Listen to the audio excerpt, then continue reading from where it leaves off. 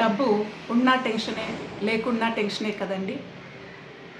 కానీ డబ్బుల్ని కరెక్ట్గా యూజ్ చేస్తే రెండిటికి సొల్యూషన్ ఉంటుంది. హాయ్, నేను మీ Sumalatha. Welcome to strong mom mindset Telugu. ఇక నుంచి మనం డబ్బుల్ని ఒక స్టోరీ లాగా నేర్చుకుందాం. నేను ఫినాన్స్ ఎక్స్పర్ట్ని కాదు.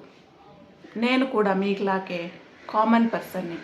శాలరీ వచ్చే వరకు వెయిట్ చేయడం, మంత్లీ ఖర్చులు అన్నీ నాకు ఉంటాయండి. కానీ నేను చిన్న చిన్న మిస్టేక్స్ నుంచి నేర్చుకున్నాను. అందుకే నేను అనుకున్నాను ఈ సింపుల్ ట్రిక్స్ అందరికీ తెలియాలి అని. అందుకే నేను ఈ ఛానల్ స్టార్ట్ చేశాను. సో మనం ఈ ఛానల్లో సింపుల్ స్టోరీస్తో నేర్చుకుందాం. ఫర్ ఎగ్జాంపుల్ అండి, ఒక అబ్బాయి రాజు మంత్లీ 1000 రూపీస్ సేవ్ చేసేవాడు. అలా సేవ్ చేసిన మనీ 10 years తర్వాత ఎంత అవుతుంది?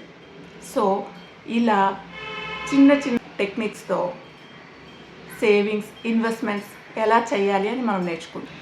మనం మాట్లాడుకునేది మెయిన్గా మంత్లీ బడ్జెట్ ఎలా వేయాలి, ఎఫ్డి, ఇన్సూరెన్స్ ఎలా చేయాలి అని చెప్పేది. మన దగ్గర ఉన్న అమౌంట్తో హ్యాపీగా ఎలా ఉండాలో, ఎలా సేవ్ చేయాలో అని ప్రతి ఆల్టర్నేట్ డేస్లో 5 నిమిషాల లోపు ఉండేలాగా మన వీడియో ఉంటుందండి.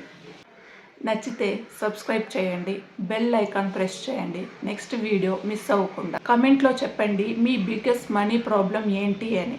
దాని మీద నెక్స్ట్ వీడియో చేస్తా. నెక్స్ట్ వీడియోలో కొత్త మనీ స్టోరీతో. Thank you.